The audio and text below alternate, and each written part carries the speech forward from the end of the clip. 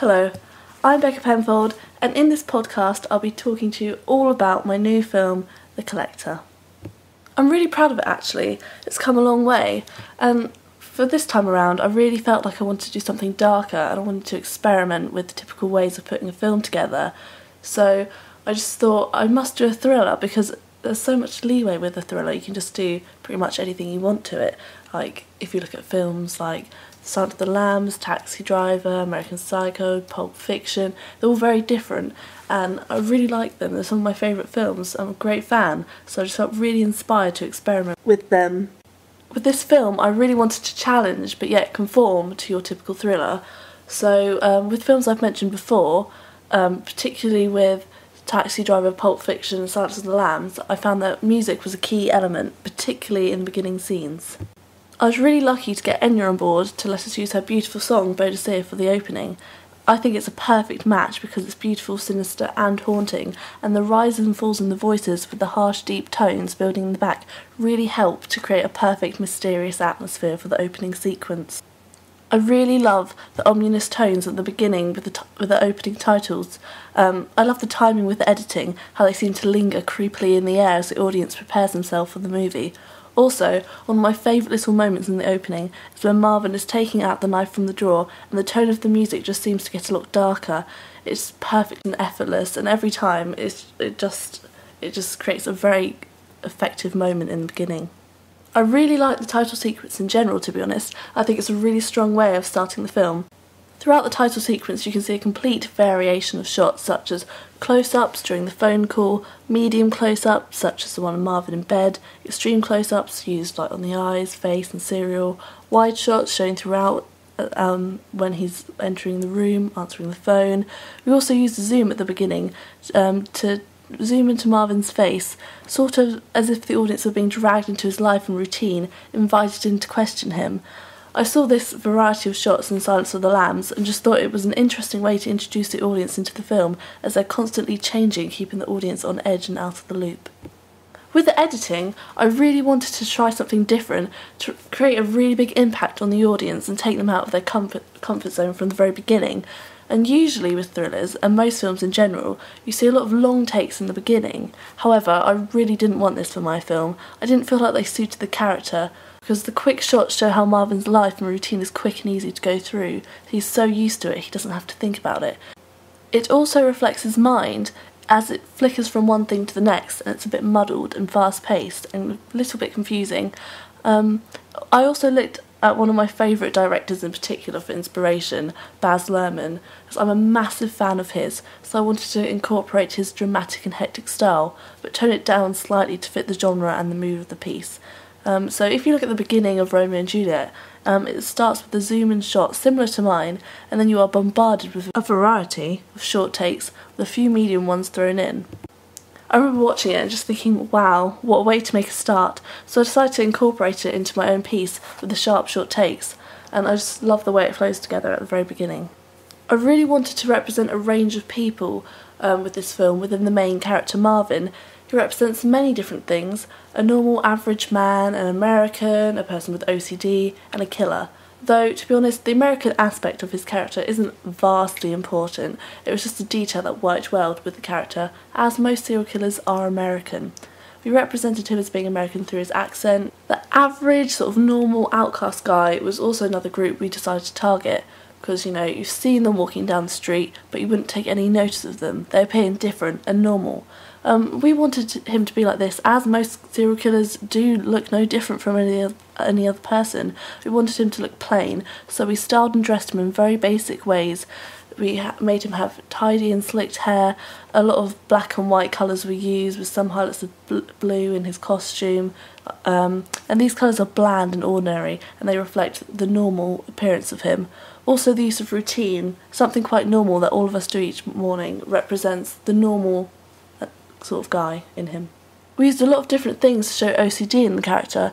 You can see in the camera shots, the close-ups, they focus on his need of number 4 throughout. For example, when he's making the bed, you'll notice each movement is done 4 times. There are 4 similar shots of the corners being pulled and straightened out.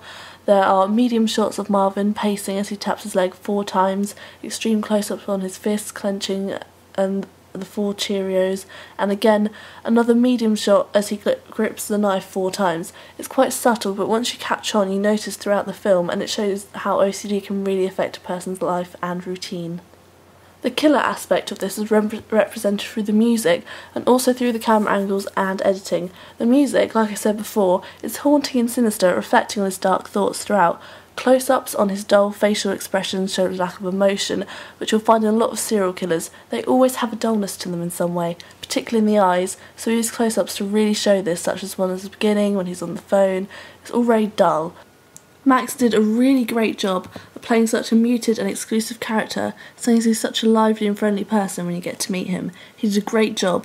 Also with editing, I thought it was vital to capture the essence of the killer in it, hence the short, sharp, choppy takes. It's unnerving and creepy. They flow together, yet they're never predictable, just like the character Marvin. He seems to be normal, but there's something not quite right, something unpredictable. I really love how it looks and how it works. We're lucky to have the right technology to work such an effective film. Speaking of technology, I used iMovie to edit the film. It's great and I like it because it's really simple. I learnt pretty quickly how to drag clips into place and trim and split them and place them where I wanted. Also, I had fun playing around with the colouring of each clip. I wanted to create a feel of dullness and lifelessness, starkness, so it's pretty much almost colourless, and it's quite bright and contrasted. It's slightly surreal looking, but nothing too in your face, reflecting the character again, not quite normal, but not in a noticeable way. The dullness also reflects how boring he finds his life, and how it doesn't quite feel alive. Later, as the killings begin, you'll notice the colour seeping back in until the end twist. iMovie allowed me to do this, as there's an option that allows you to modify saturation, contrast, brightness, so that came in handy, and it helped me to make the film look great. Also, the options for music were pretty simple. It allowed me to change and mute the sound levels of different clips, as well as adding music to the background and adding sound effects, such as the phone ringing. With still the music in the background, it was such a stress-free way to edit. It also helped using things like a HD camera, which made the film look so much more in focus and clearer, and it really come such a long way since my test shot, which was just using a little handheld camera. The technology was such a vast improvement, as was the rest, to be honest. In the test shot, I used a variety of different camera shots, such as close-ups, medium close-ups, wide shots, but nothing too spectacular. And also the editing, it was done on iMovie, like mine, but it wasn't very consciously thought of. Nothing was really in place to create a specific effect, like I feel my final product showed. Instead, the main focus was just making it flow, and the sound wasn't taken into consideration either. There was no changes made, nothing added. It was just all a little basic. So when it came to making the actual film, I decided to learn from my test shot and make sure to focus on making the audience feel something with each different factor. I'm really proud to have incorporated so many different ideas behind each little element to make my film well thought out and something special to be involved in viewing and experience, rather than a few basic clips edited together.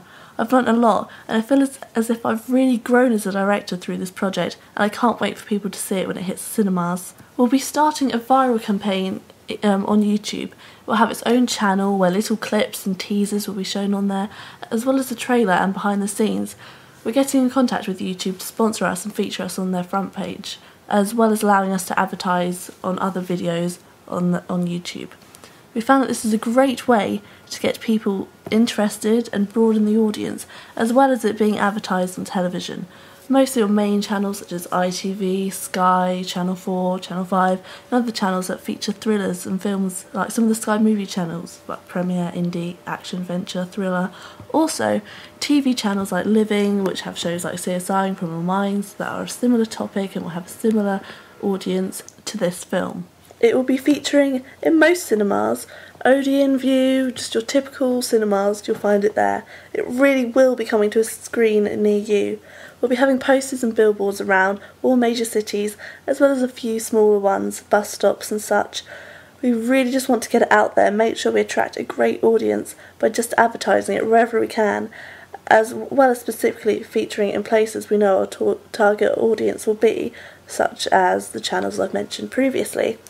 Sadly, the audience we're targeting is no one below the age of 15. It gets quite violent, some of the language is a bit mature, and also the general theme is quite disturbing and not one for younger people. You can tell us from the beginning, with like the use of the knife, it's already a hint that it's not going to be a film for children.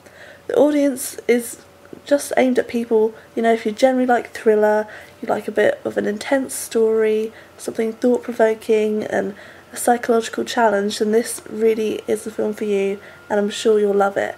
There's been a lot of hype within the industry, and so people are happy to advertise it, and I'm really looking forward to seeing it, and I'm just really excited to share it with everyone and to see if people like it as much as I do.